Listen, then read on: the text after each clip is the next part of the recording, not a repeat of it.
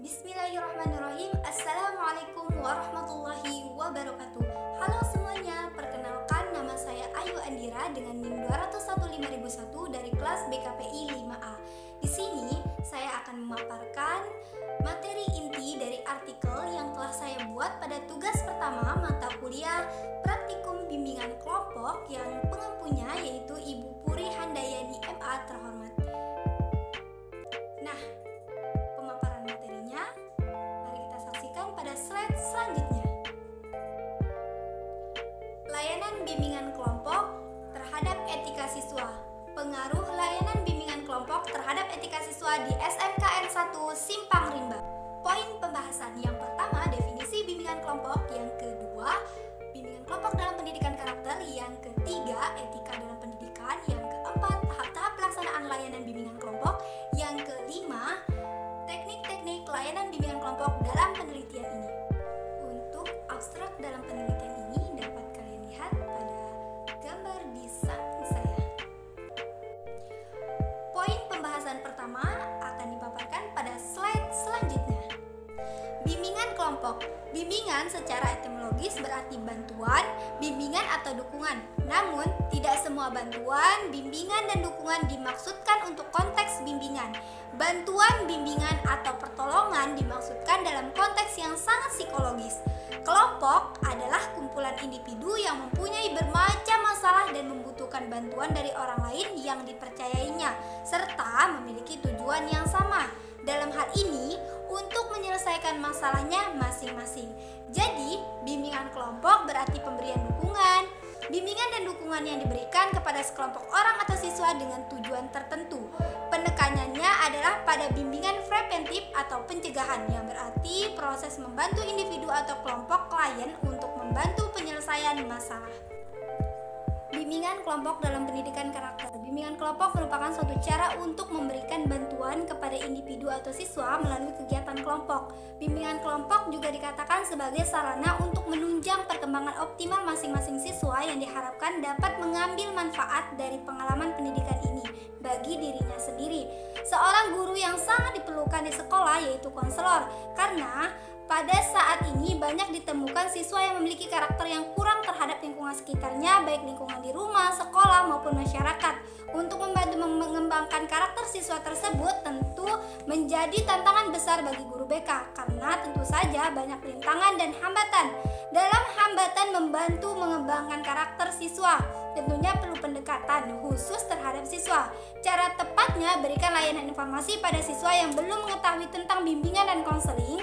Konselor sangat diperlukan untuk dapat membantu dan menangani permasalahan siswa agar mandiri dan terarah dalam menyelesaikan masalah yang sedang dialami. Karakter yang perlu dikembangkan yaitu sopan santun terhadap orang tua, guru, dan lain-lainnya.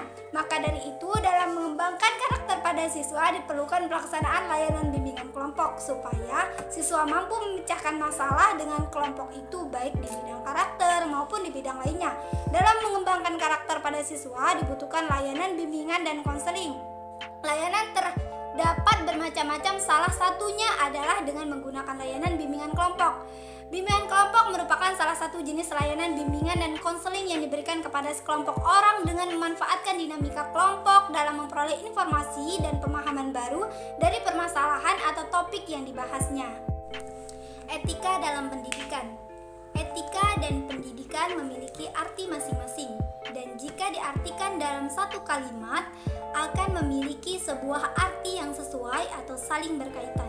Oleh karena itu, untuk pemahaman lebih jelasnya, pertama-tama akan membahas tentang konsep etika dan kemudian pendidikan. Etika adalah sikap kritis setiap pribadi dan kelompok masyarakat dalam merealisasikan moralitas. Maka etika tidak bermaksud untuk membuat orang bertindak sesuai dengan moralitas begitu saja. Sedangkan pendidikan merupakan sebuah proses yang dapat terjadi secara terus-menerus dalam kehidupan seseorang melalui sebuah pengajaran, sehingga kemampuan, bakat, kecakapan, dan minatnya dapat dikembangkan.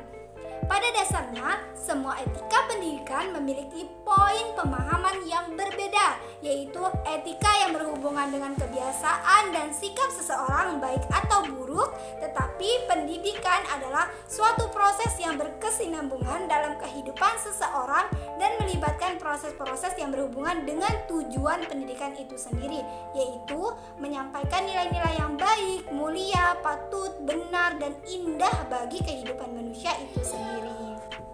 Tahap-tahap pelaksanaan layanan BK. Tahap pertama, pembentukan. Yang pertama kita lakukan menyapa dan berterima kasih kepada anggota kelompok secara terbuka. Yang kedua berdoa. Yang ketiga jelaskan kepemimpinan kelompok dan tujuannya. Yang keempat jelaskan bagaimana kepemimpinan kelompok dilaksanakan. Yang kelima jelaskan prinsip-prinsip kepemimpinan kelompok. Tahap kedua, peralihan. Yang pertama dilakukan menjelaskan kembali tentang bimbingan kelompok kepada anggota kelompok. Tanyakan pada anggota kelompok tentang kesiapan untuk kegiatan lebih lanjut. Yang ketiga, berikan contoh topik yang akan dibahas, topik tugas atau bebas.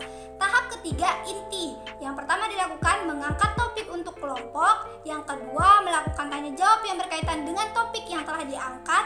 Yang ketiga, tekankan komitmen anggota kelompok apa yang harus dilakukan terhadap topik yang sedang dibahas.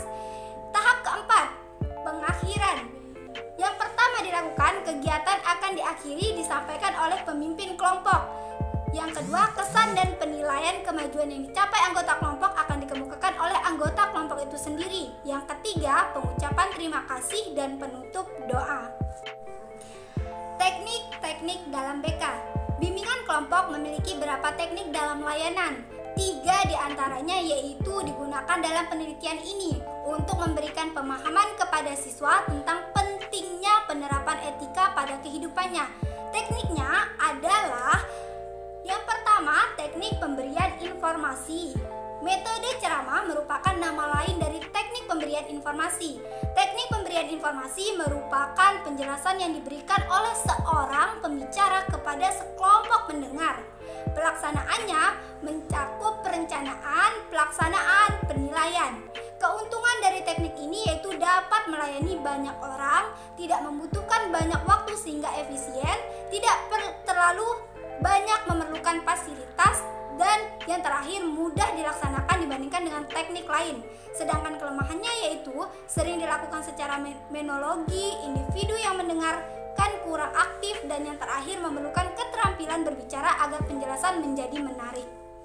Diskusi kelompok adalah teknik kedua. Pertama, percakapan yang telah direncanakan antara 3 orang atau lebih dengan tujuan untuk memecahkan masalah atau memperjelas suatu persoalan di bawah pimpinan seorang pemimpin kelompok merupakan makna dari diskusi kelompok. Dalam bimbingan kelompok diketahui bahwa diskusi kelompok tidak hanya untuk memecahkan masalah, tetapi juga untuk mencerahkan persoalan serta untuk mengembangkan pribadi. Ada 3 macam tujuan diskusi kelompok, yaitu untuk mengembangkan pemahaman terhadap diri sendiri, mengembangkan kesadaran tentang diri, dan mengembangkan pandangan baru mengenai hubungan antar manusia. Teknik ketiga yaitu teknik pemecahan masalah atau problem solving. Suatu proses kreatif di mana individu menilai perubahan yang ada pada dirinya dan lingkungannya dan membuat pilihan-pilihan baru, keputusan-keputusan atau penyesuaian yang selaras dengan tujuan dan nilai hidupnya. Merupakan makna dari teknik pemecahan masalah. Teknik ini mengajarkan semua individu bagaimana pemecahan masalah secara sistematis. Oke, terima kasih. Itu saja yang dapat saya sampaikan. Kurang dan lebih saya mohon maaf. Wassalamualaikum warahmatullahi wabarakatuh.